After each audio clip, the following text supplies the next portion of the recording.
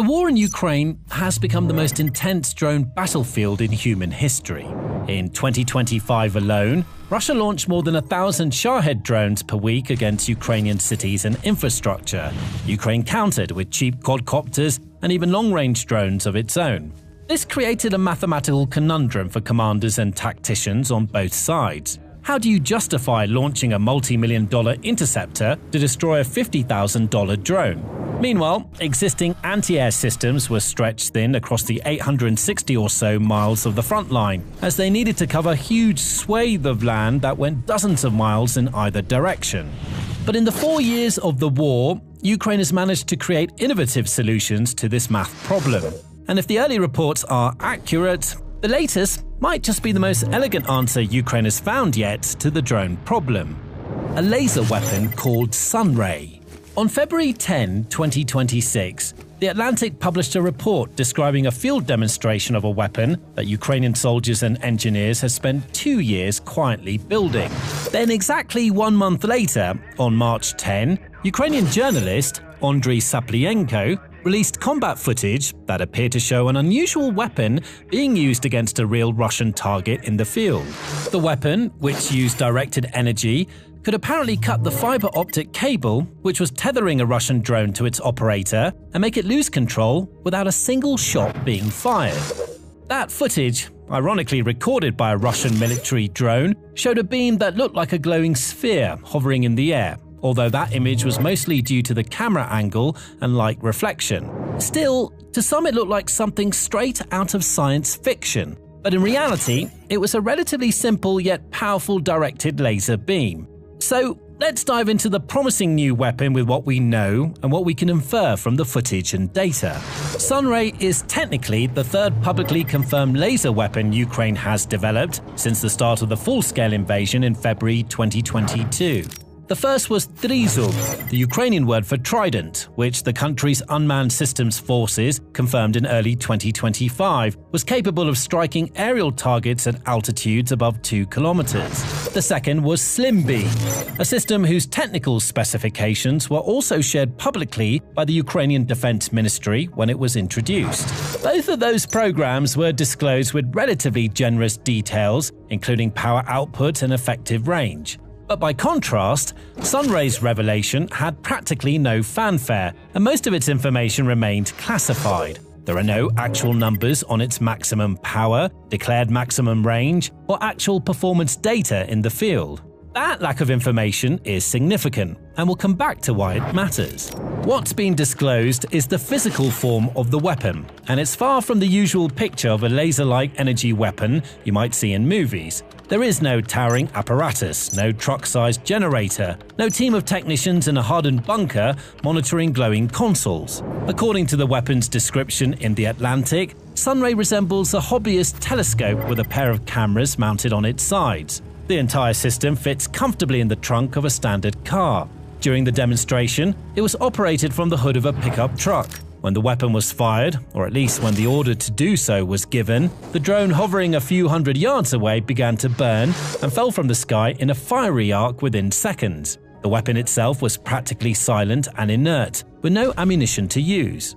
That last detail is worth noting because it goes to the heart of why laser weapons are generating so much interest as Ukraine looks for ways to survive the drone age. A missile intercept costs money every single time the trigger is pulled. Each interceptor in itself is a small missile that needs to be manufactured, procured, and tested. This previously created a natural bottleneck on how much Ukraine could spend on anti-drone warfare that wasn't purely electronic or drone-based in nature.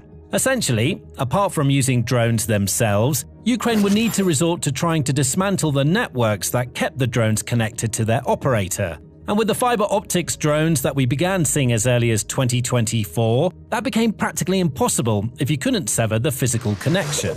But with a laser weapon such as the Sunray, as long as it has electrical power, it can keep firing at nearly zero cost per shot. In the same amount of time it would take to deploy a Patriot interceptor, a laser system could theoretically have engaged hundreds of targets. And the Patriot missile itself costs hundreds of thousands of dollars and is only useful against aircraft or high-yield cruise missiles that Russia isn't really sending into Ukraine.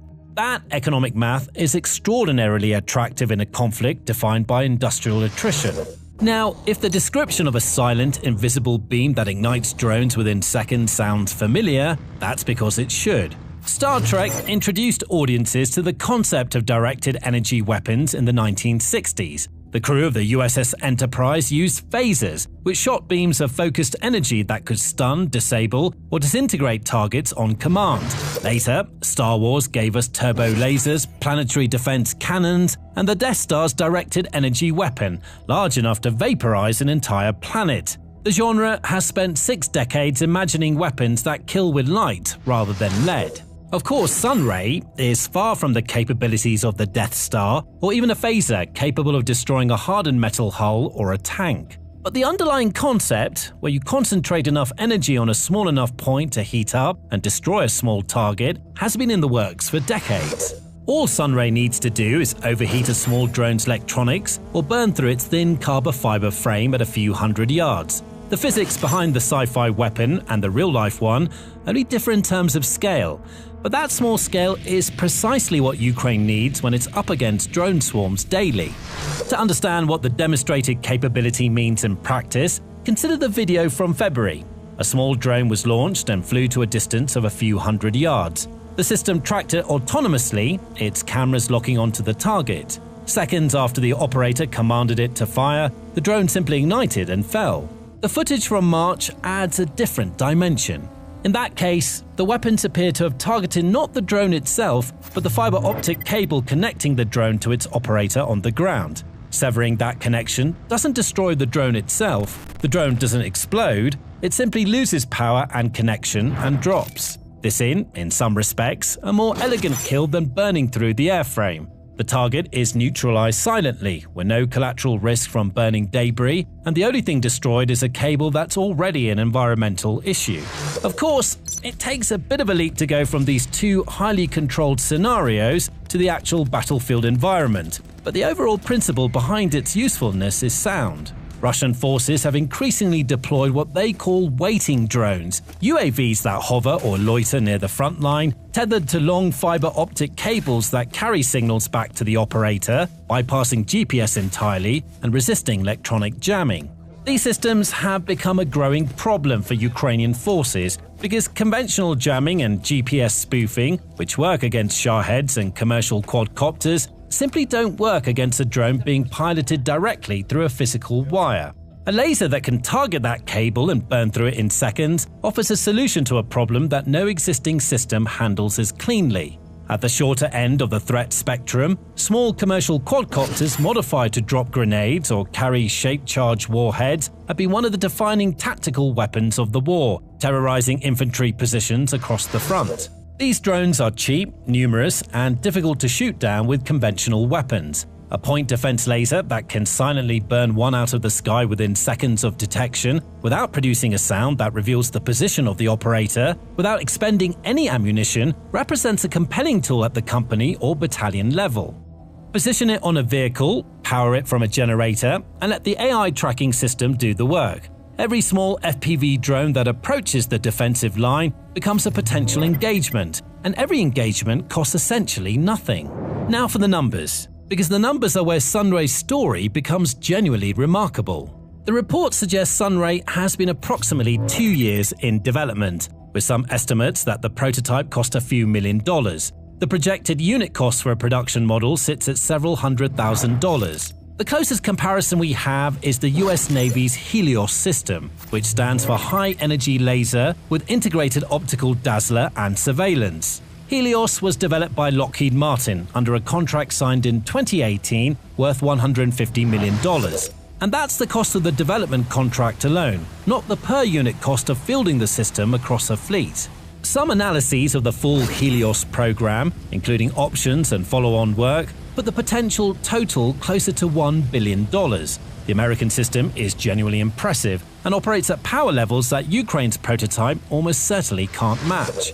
But for the specific mission Ukraine needs to accomplish, such as knocking small drones out of the sky near the front line, the Ukrainian system is likely much more cost-effective. That cost calculus becomes even more striking when you place Sunray next to the broader 2025 landscape of high-energy laser weapons developed in the West. Germany's Rheinmetall and MBDA have been developing a shipboard laser demonstrator since at least 2019. As of early 2026, that program had completed a year of sea trials and more than 100 live-fire tests. Yet its budget committee was already raising alarms about a projected cost of €462 million, roughly $548 million at current exchange rates, just for the demonstrator phase. Meanwhile, the Australian company Electro-Optic Systems offers its 100-kilowatt Apollo laser weapon, which secured the first known export contract for a laser system of its kind last August, with the Netherlands as the buyer.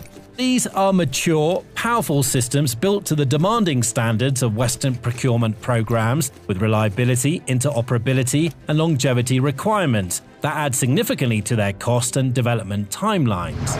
Instead, Ukraine's Sunray is carving out a unique niche: cheap weapons that can be fielded in large numbers, that can be constructed quickly in wartime conditions, and are effective against the specific drone threats that are killing soldiers on the front line.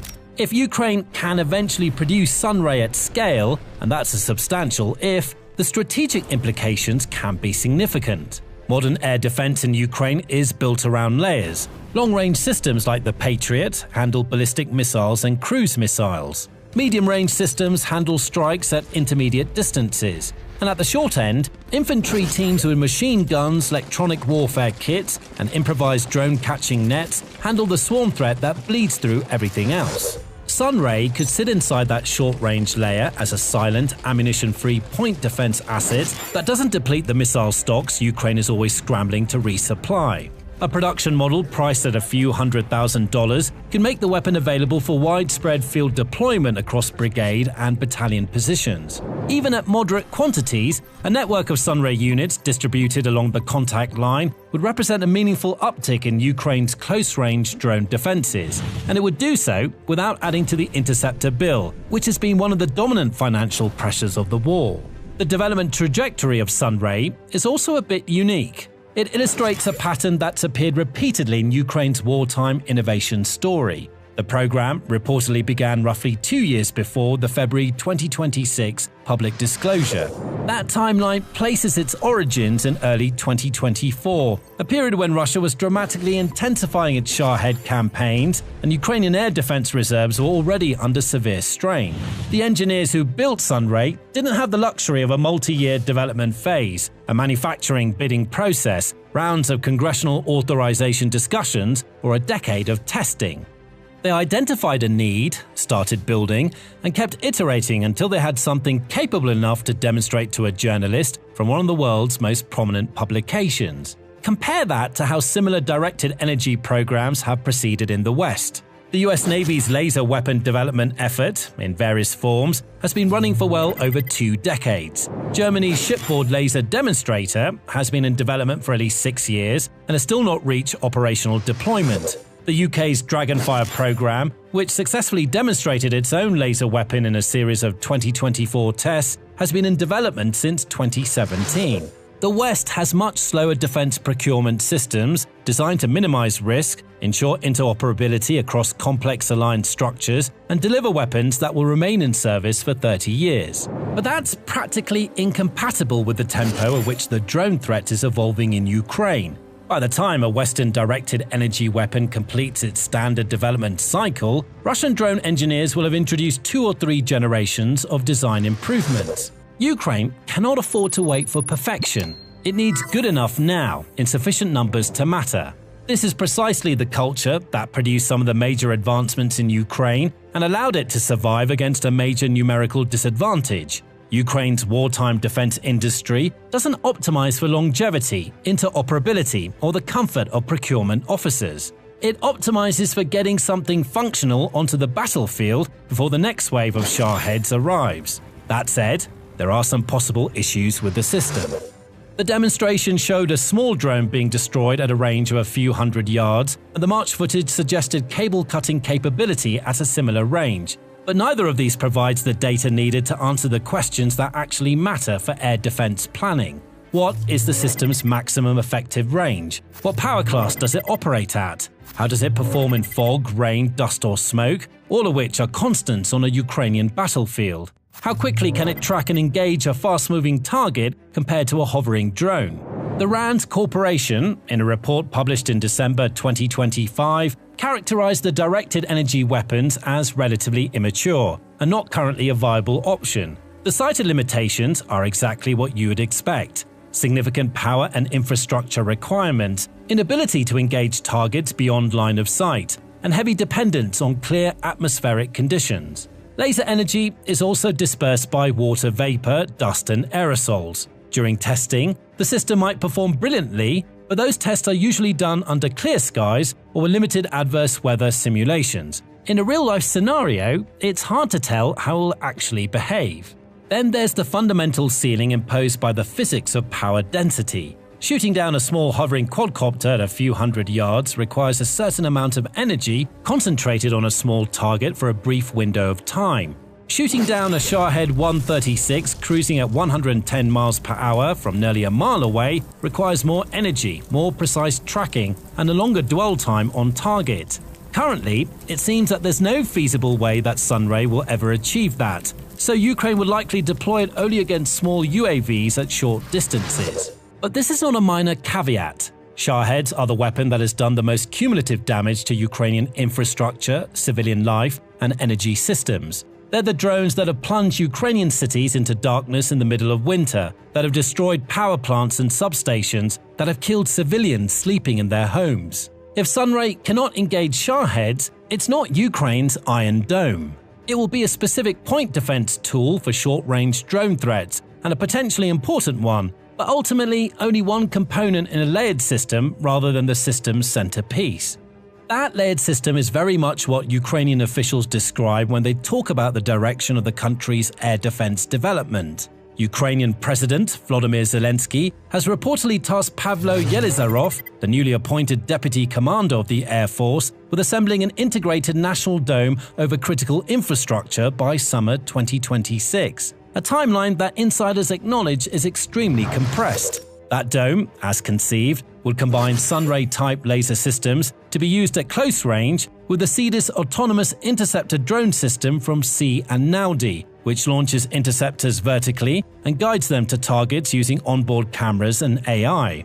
In addition, the P1 Sun from Skyfall is a reusable interceptor drone that's already accumulated a combat record of over 1,000 kills. The limited number of Western missiles, Patriots, NASAMs, Iris-Ts, are preserved for the hardest targets: ballistic missiles, advanced cruise missiles, the threats that no drone interceptor and no short-range laser can handle. Everything cheaper than that gets handled by the cheaper layer. But there are still a few major questions to answer.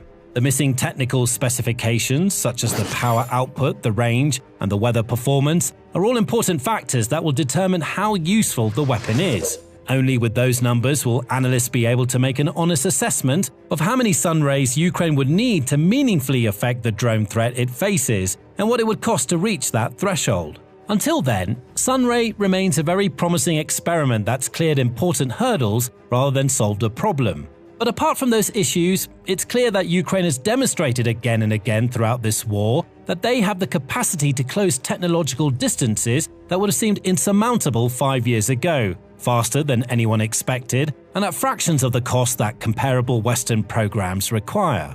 2 years from concept to field demonstration, a few $1 million for a prototype, a few $100,000 per unit at production scale. A system that can silently destroy a small drone in seconds without firing a single piece of ammunition or leaving any signature that tells the enemy the location of the operator. In a war defined by the accumulation of small advantages and the grinding mathematics of attrition, that might be the beginning of something considerably larger. Thanks for watching. Now, if you want to understand the broader air defense architecture Ukraine is building around systems like Sunray, check this video on Ukraine's defenses. And finally, make sure to subscribe for daily coverage of the weapons, strategies, and decisions defining global warfare.